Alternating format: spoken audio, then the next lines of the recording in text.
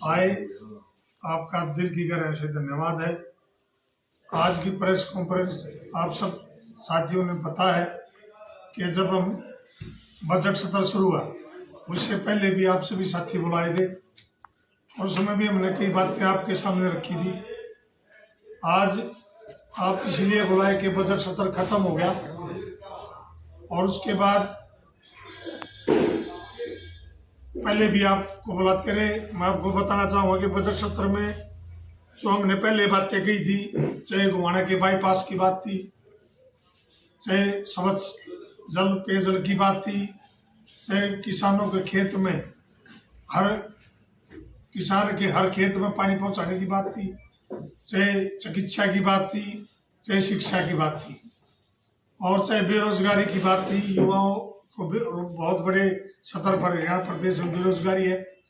वो सब मुद्दे मैंने विधानसभा में उठाने का काम किया और जो मुद्दे मैंने वहाँ उठाए उन मुद्दों में रोजगार की बात थी, चाहे शिक्षा की बात थी, जितने भी मैंने मुद्दे उठाए मेरे को दिल को बड़ी ठेस पहुंची। मैंने ये माना कि मेरे क्षेत्र के साथ भेदभाव करने का बीजेपी की सरकार ने काम किया, चाहे वो गोवाना हो, चाहे वो रोहतक हो, चाहे सोनीपत हो, चाहे झज्जर हो, चाहे कोई भी अपना क्षेत्र है। क्षेत्र की भेदभाव की राजनीति बजट सत्र में देखने को मिली। गोवाना के बाईपास का जब बात आई तो इन्होंने एक बहाना बनाया कि किसान जमीन नहीं दे रहा। किसान ने जमीन देने की कभी मना नहीं किया। मैंने विधानसभा में भी कहा कि आप उसको इकबार करिए, उनका जो हक है किसान का वो दे के आप जमीन लेने का काम करें, लेकिन संतुष्ट जवाब नहीं मिला। मंत्री जी ने दोबारा फिर खड़े होकर जवाब दिया कि हम दोबारा पोर्टल पर डालेंगे। अरे फिर चिकित्सा की बात, बनवासा गांव की PHC से CHC की बात करी गई, बिल्डिंग भी बहुत डैमेज है। जाक्सी की भी PHC से CHC की बात करी गई, उनमें भी उन्होंने ना का जवाब दिया। अरे किसान को खेतों में पानी पहुंचाने की बात, कई माइनर ऐसे मेरे हल्का की, चाहे कथूरा माइनर की बात हो, आवलाना माइनर की बात हो, चवरा माइनर की बात हो, शिवणका माइनर की बात हो, बोटाना डिस्ट्रीब्यूटर की बात हो, इनका पूर्ण निर्माण की बात थी। इन सब माइनरों का एस्टिमेट भी सरकार के पास जा चुका है।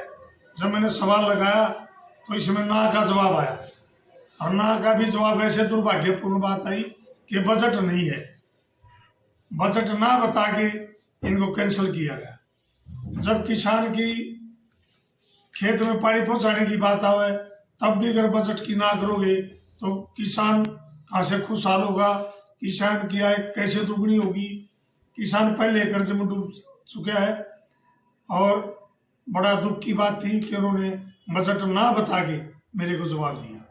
इसी प्रकार जो हमारे किसानों के खाड़े हैं, नहरी पानी से जो खाड़े हैं, नाली हैं, जिसके 10-10, 15-15 साल हो गए, वो खाड़े डैमेज है, उनके बारे में भी जब पूछा तो उनके बारे में भी उन्होंने ना का जवाब दिया। अगर हमारे पास बजट नहीं है और जब बजट की बात आए तो कहते हमने इतना कई गुना बजट देने का काम किया, लेकिन जब काम की बात आई तो उन्होंने बजट ना बता के ये काम किया गया। इसी तरह कई सवाल थे मेरे। जब से मध्य अवधि चुनाव हुआ उस टाइम पर चाहे जनता बोटाना यूनिवर्सिटी की बात थी, चाहे IMT की बात थी, चाहे राइस मिल की बात थी, चाहे IMT की बात थी, उस समय मैंने दोबारा फिर सवाल लगाए। अगर सवाल लगाए तो उन्होंने उन सवालों को सबको कैंसिल कर दिया। चाहे दजारा यूनिवर्सिटी की बात थी, चाहे राइस मिल की बात थी, ये समेत सबूत है। मैं कोई अपनी तरफ से नहीं कह रहा। चाहे जितनी भी योजनाएं थी इन्होंने इसको ये कहा कि आपने हर बार ये सवाल पूछते हो इसलिए हम इनका जवाब दे चुके हैं। दोबारा ये सवाल इन्होंने मान्य नहीं किए और उन्होंने कैंसिल कर दिया। टोटल थे सवाल मेरे लगभग 9 तो स्टार्ट थे और 14 स्टार्ट सवाल थे। 23 सवाल लगभग मैंने लगाने का काम किया और इन्होंने जो ये सवाल मैंने लगाए, जो मैंने बताए, इन्होंने ये जवाब दिया कि ये पहले आप पूछ चुके हो और हमने बता भी दिया, अब ये सवाल उन्होंने लगाने की मनाही कर दिया। ऐसा दुर्भाग्य हमारे क्षेत्र के साथ इन्होंने किया। और फिर थी हमारे जो बड़े बड़े गांव मेरे हल्के के, चाहे कथूरा है, चाहे बड़ौदा है, चाहे भुटाना, चाहे गंगाना है, जाक्सी है, मुडलाना है, बहुत सारे, चाहे भैंसवाड़ा, बहुत सारे बड़े गांव हैं। उन गाँव का मैंने कहा कि आप गंदे पानी की निकासी, आज जब भी कोई गंदे पानी की निकासी पूर्णतः किसी गांव की नहीं, इस पे आपने कोई एजेंडा बनाया, कोई काम कराया हो, तो उन्होंने इसके बारे में भी साफ मना किया। उन्होंने कहा कि कोई सर्वे नहीं कराएगा और ना कोई आगे की परियोजना है। ये हालात हैं इस सरकार के। फिर मेरे हल्के में बहुत सारे 6 क्रम के रास्ते कच्चे हैं, जो एक बीच में कट है, चाहे गंगाना में भी एक रास्ता, मुरलाना में भी है, रैनाना में भी कई रास्ते हैं, बड़ौदा गांव में भी जैसे ढाबे वाले से सीधा जनता बुटाना रास्ता जाता, कई रास्ते से। मैंने उनकी पूछी तो उनको भी कैंसिल कर दिया गया। फिर नहरी खाड़ों का मैंने आपको बता दिया, पश्चिमी बाईपास का बता दिया। कुल मिला के जो बजट सत्र था, ये हमारे सोनीपत जिले के लिए, गोवाना हल्के के लिए, बड़ौदा हल्के के लिए बिल्कुल खाली खोखला बजट पाया गया। इस बजट में हमारे जो आना चाहिए था उसमें कुछ भी इन्होंने देने का काम नहीं किया। इसलिए आप सारे साथी इसलिए बुलाए थे कि आप भी हमारी चौथे स्तंभ हो। आपसे भी मैं विनती करूँगा कि जब भी कोई सरकार का मंत्री या मुख्यमंत्री गोवाना में 29 तारीख को रैली कर रहा है, और मेरी तो आपके माध्यम से मांग भी है कि 29 तारीख को जब माननीय मुख्यमंत्री जी गोवाना में रैली करने आए, तो सबसे पहले जब वो भाषण शुरू करें, स्टेज पर खड़े हुए, तो सबसे पहले उन्होंने गोवाना को जिला बनाने की घोषणा करें, ताकि जो हमारी मांग है, जो हमारी जरूरत है, वो पूरी हो। और मंत्री जी से भी मैंने विधानसभा में भी कहा था कि मंत्री जी आप पैरवी नहीं कर रहे।